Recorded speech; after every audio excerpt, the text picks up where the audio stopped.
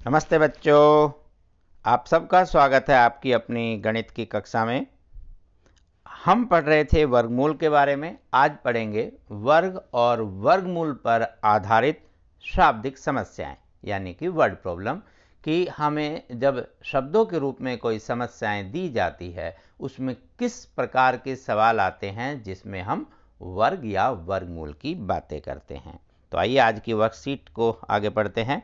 ये आपको मिला, यहाँ पहला जो बात की गई कि रोहित 8वीं कक्षा के सभी सेक्शन का मॉनिटर है। वो अपने स्कूल के प्रार्थना स्थल पर प्रार्थना आयोजित करना चाहता है।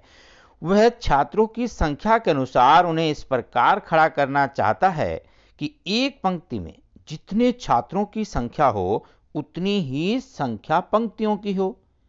जितनी पंक्तियां, प्रत्येक पंक्ति में उतने ही छात्र। यानी कि जैसे अगर 5 पंक्तियां हैं तो प्रत्येक पंक्ति में 5 छात्र, अगर 6 पंक्तियां हैं तो प्रत्येक पंक्ति में 6, और 10 पंक्तियां हैं तो प्रत्येक पंक्ति में 10 छात्र। इसका मतलब कुल छात्र कितने, जैसे 5 गुना 5, 6 गुना 6, 10 गुना 10, तो ये हुआ संख्या का वर्ग।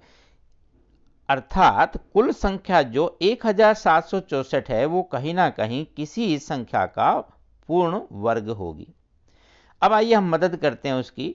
तो यहां जैसे बताया गया, आप वैसे समझ सकते हैं। तो हमें क्या निकालना है, वर्गमूल ज्ञात करना है। कि अगर 10 छात्र होते तो प्रत्येक पंक्ति में, और पंक्तियां भी 10 होती तो 10 गुना 10 100। तो इस तरह से 100 छात्रों को ऐसे खड़ा किया जा सकता है। तो 1764 कब आ सकता है, किसका वर्गमूल है, ये यहां पर निकाला 42। क्या आपको वर्गमूल निकालना याद है ना भी? आइए एक बार फिर से देख लेते हैं कि वर्गमूल हम कैसे कैसे कर सकते हैं। यदि हमारे पास एक ही अंक का सवाल है, सिर्फ उत्तर बताना है, तो हम अनुमान लगाकर बता सकते हैं। लेकिन यदि हमें पूरा हल करके दिखाना है तो हम पूरा हल करके दिखा सकते हैं। तो आइए हम एक रफ पेज पर अपना अगले बोर्ड पर बनाते हैं वर्गमूल का सवाल। तो 1764, आइए पहले अनुमान पर आधारित सवालों को जल्दी कैसे किया जाता है, इसका लघु रूप यानी कि शॉर्टकट मेथड क्या है।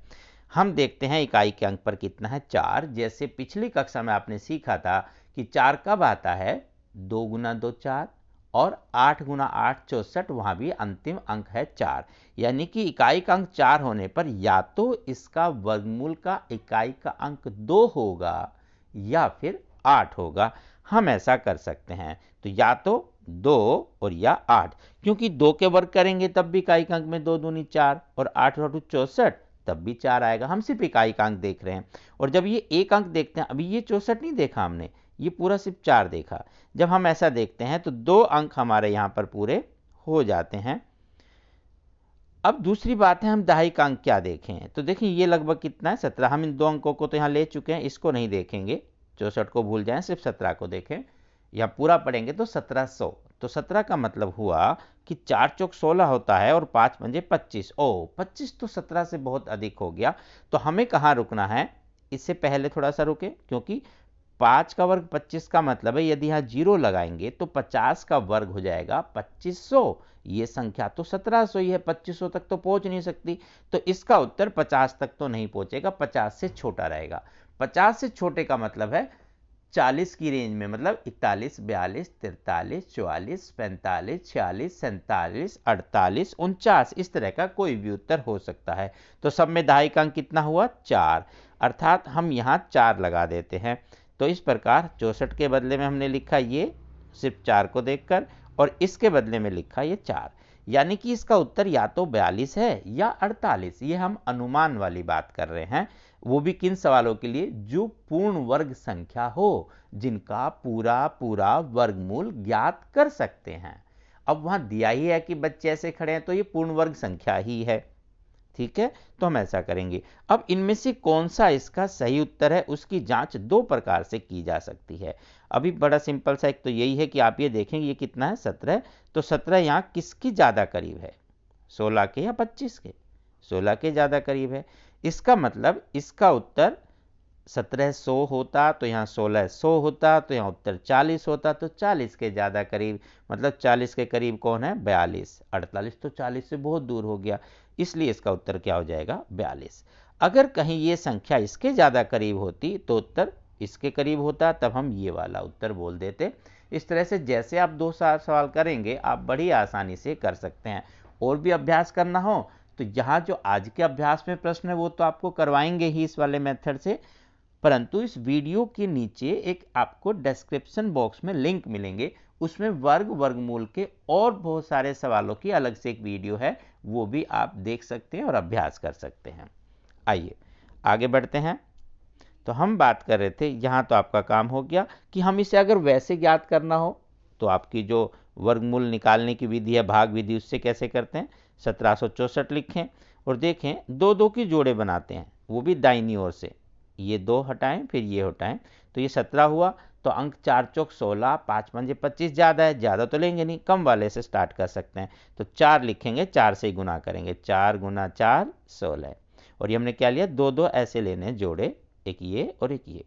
अब हम इसे घटाएंगे, 17 में से 16 गया 1, ये 64 ऐसे कैसा यहाँ उतार लेंगे तो ये हो गया 164। अगला स्टेप होता है जो भी यहाँ अंक है इसको 2 से गुना करें, 4 दूनी 8, यहाँ 8 लिख दें। वो आपको समझाने के लिए वहाँ लिखा है 2, आपको लिखना नहीं है, बस आपको पता होना चाहिए।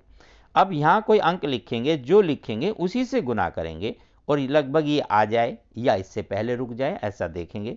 तो हम यहाँ 1 लिखते हैं तो बहुत छोटा है 81, 1 हम 81। आइए 2 से करके देख लेते हैं। तो यहाँ 2 लिखें तो यहाँ 2 ही लिखेंगे और 82 को 2 से गुना करेंगे, वो यहाँ भी लिख कर सकते हैं।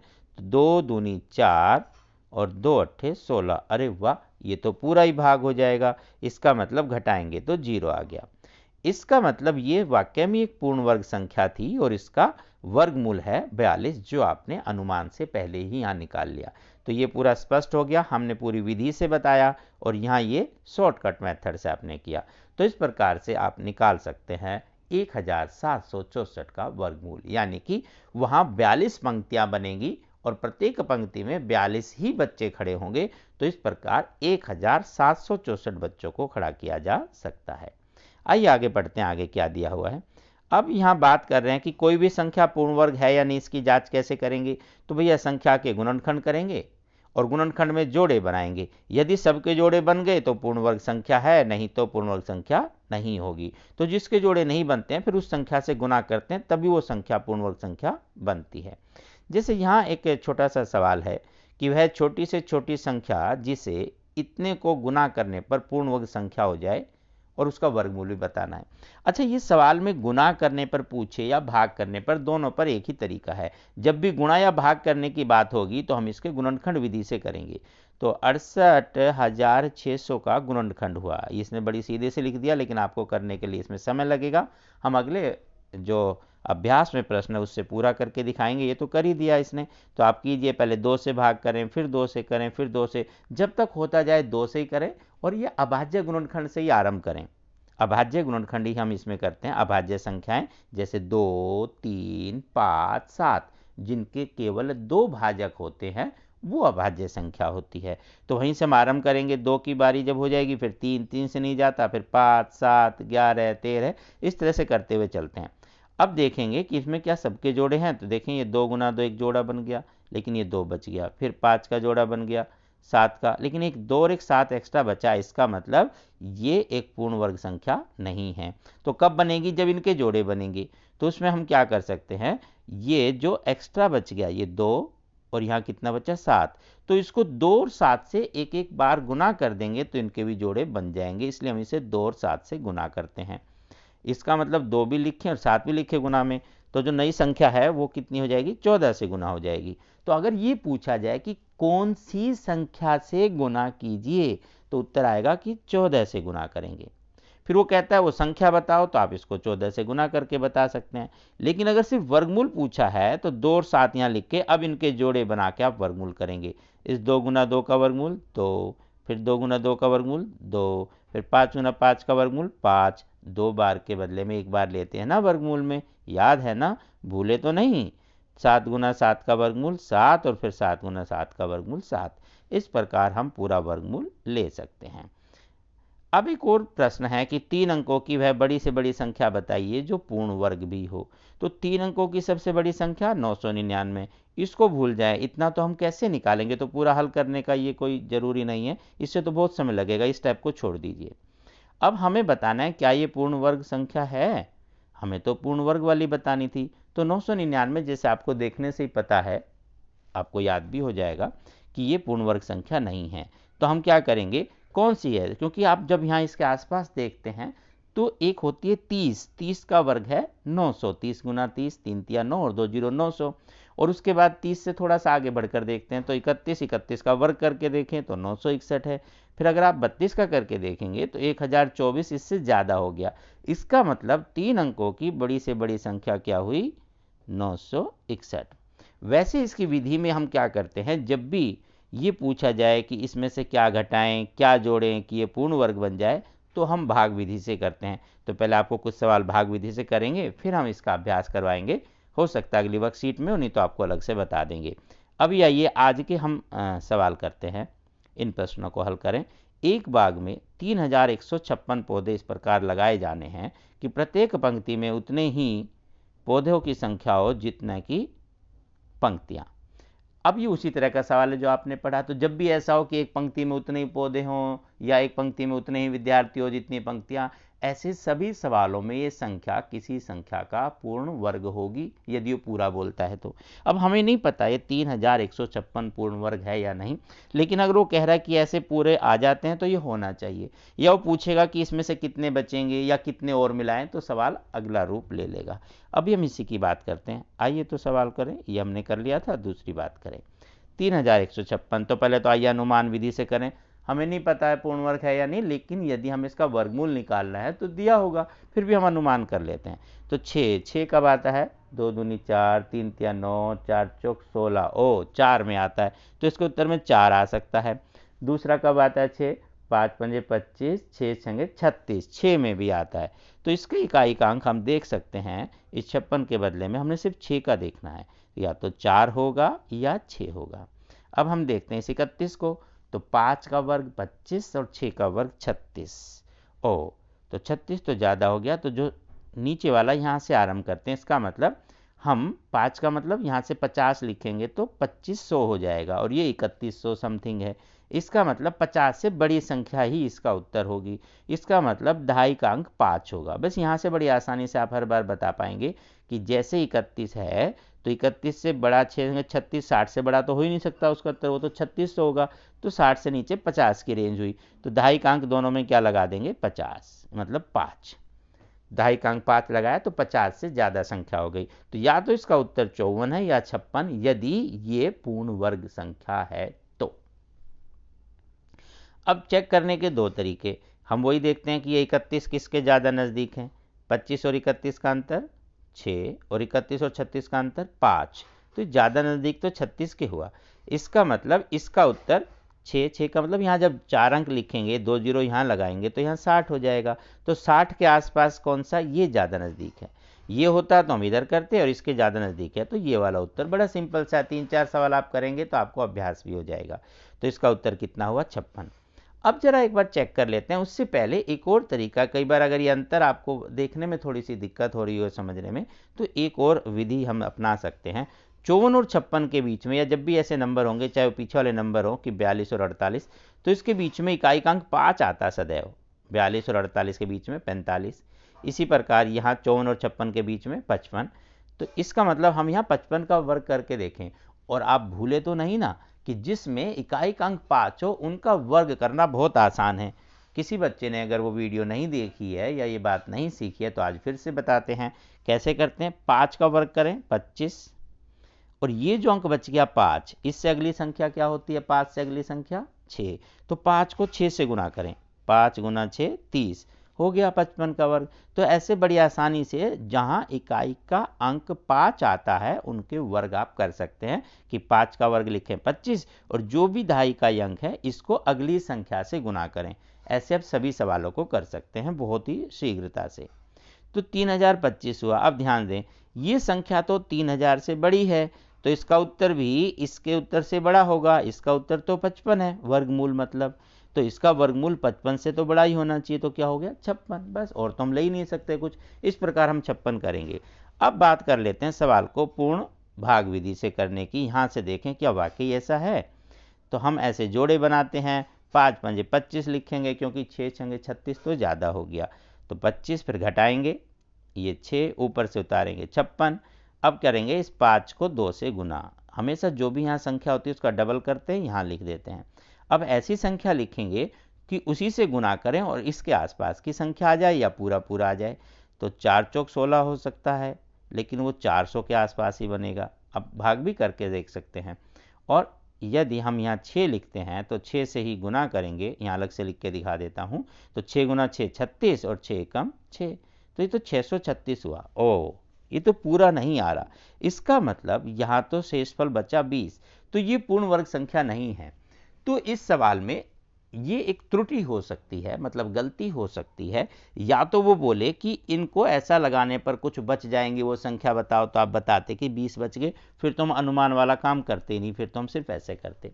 लेकिन अगर ये पूरी संख्या तो हो सकता है लिखते समय कहीं प्रिंटिंग मिस्टेक हो गया हो, वो 36 लिखना चाह रहा हो, क्योंकि 3156 पूर्ण वर्ग संख्या नहीं है जो हमें यहाँ से ज्ञात हुआ। यहाँ तो हम अनुमान से करते हैं, तो पूर्ण वर्ग संख्या का ही करते हैं।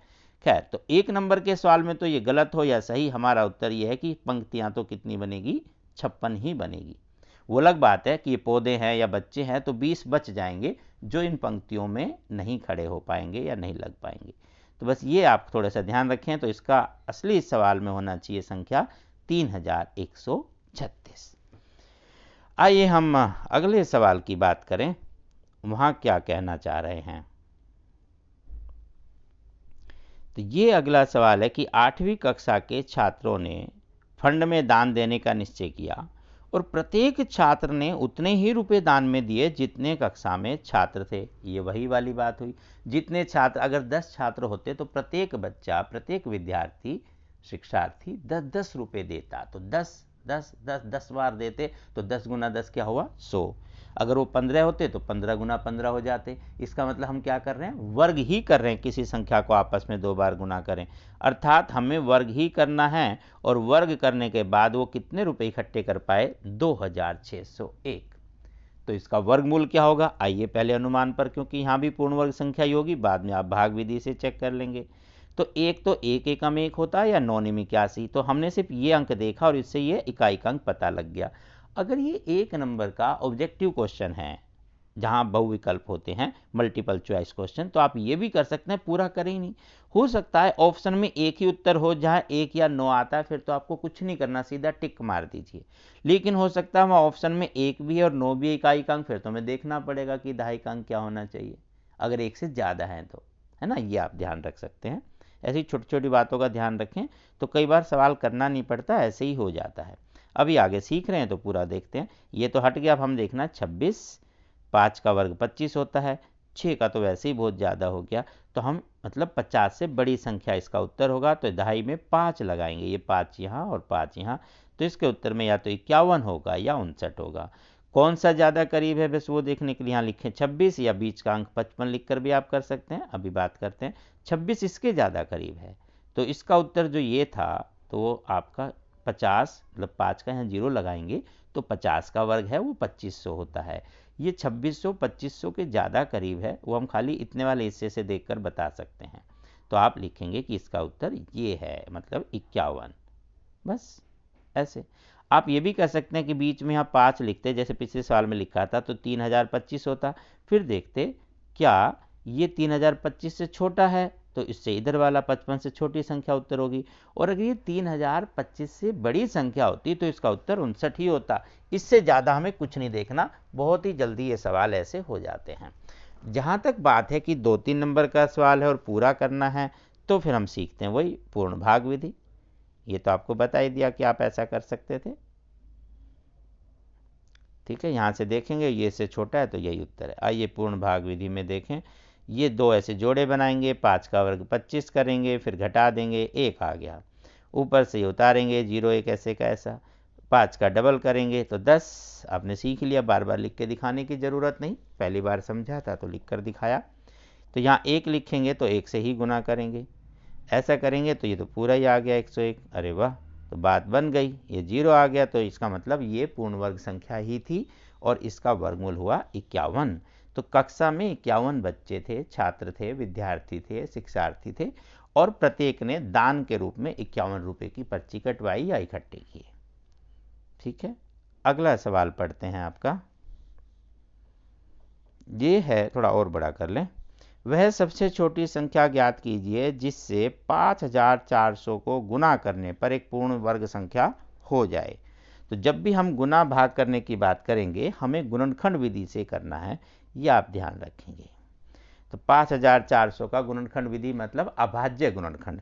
तो अभाज्य गुणनखंड विधि से हम करते हैं, पहली अभाज्य संख्या 2 होती है, 2 से आरंभ करें, 0 है लास्ट में तो 2 से तो भाग हो ही जाएगा, तो 2 से भाग करेंगे आराम से, 27 0 0 ऐसे कैसा, फिर 2 से, जब तक 2 से भाग हो आप 2 से ही करते जाएं,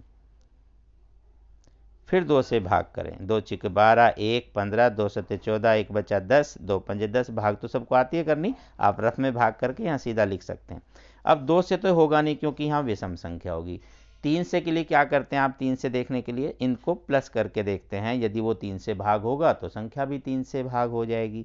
तो 6 और 7 13, 5 18, हाँ 18 तो 3 से भाग है तो सीधा हो जाएगा, 3 दूनी 6 और 3 25 75।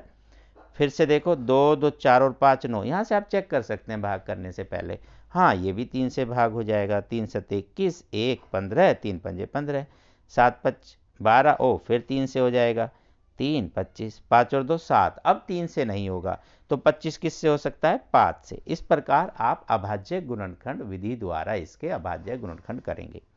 तो 5400 को अब मैं थोड़ा सा लिखना चाहूँ एक लाइन में, क्या लिखेंगे, 5400 बराबर है 2 गुना 2 गुना 2 गुना 3 गुना 3 गुना 3 गुना 5 गुना 5, ये सारा यहाँ लिख देता हूँ। तो 3 बार आपका 2 आया, 3 बार 3 आया और 2 बार आया 5। वर्गमूल के लिए हम जोड़े देखते हैं, अभी उसने वर्गमूल नहीं पूछा, पूछा किससे गुना करें। तो यदि ये पूरा जोड़ा बन गया तो किसी से गुना नहीं करना, फिर तो हम लिखेंगे 1 से गुना करें, ऐसा भी कभी कभी मिल सकता है, नहीं तो जो बच जाएगा उससे गुना करेंगे तभी ये पूर्ण वर्ग संख्या बनेगी। तो आइए जोड़े बनाते हैं, ये बन गया, ये भी जोड़ा बन गया, ये भी, ओ कौन बच गया, एक 2 और एक 3। जब तक हम इस संख्या को 2 और 3 से गुना और नहीं करेंगे तब तक ये जोड़े नहीं बनाएगा, और जब तक वो जोड़े नहीं बनेंगे तब तक ये पूर्ण वर्ग संख्या नहीं होगी, इसका पूर्ण वर्गमूल नहीं निकाल पाएंगे। होता है तो फिर दशमलव में होगा, वो अलग तरीका है। तो हम किससे गुना करेंगे, 2 और 3 से।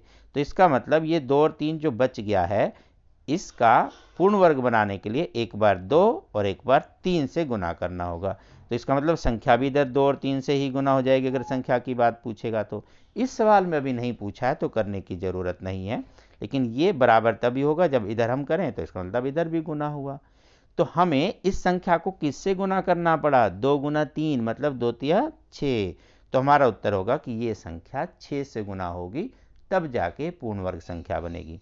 और अगर आपको बताना हो उसका वर्गमूल क्या है तो कहाँ से आएगा, यहाँ से 2, फिर यहाँ से 3, फिर यहाँ से 5, फिर यहाँ से इन दोनों से मिला के 2 और फिर 3। इस तरह से आप सबको गुना करेंगे तो नया वर्गमूल भी ज्ञात कर सकते हैं। अभी सवाल में नहीं पूछा तो हम उसकी बात अभी नहीं कर रहे, आप अभ्यास के लिए कर सकते हैं। तो ये था आज का आपका कार्यपत्रक नंबर 21। आपने सीखा शाब्दिक समस्याओं में वर्गमूल ज्ञात करना, और फिर से एक रिवीजन हो गया कि वर्गमूल ऐसे ऐसे हम ज्ञात कर सकते हैं। तो करते रहिए अभ्यास, लगाइए हमेशा मास्क, भीड़ भाड़ जाने से बचें, हाथ बार बार धोते रहें साबुन से, बीमारी से रहें दूर, पढ़ते रहें, आगे बढ़ते रहें। Stay healthy, stay happy. फिर मिलते हैं, तब तक नमस्ते।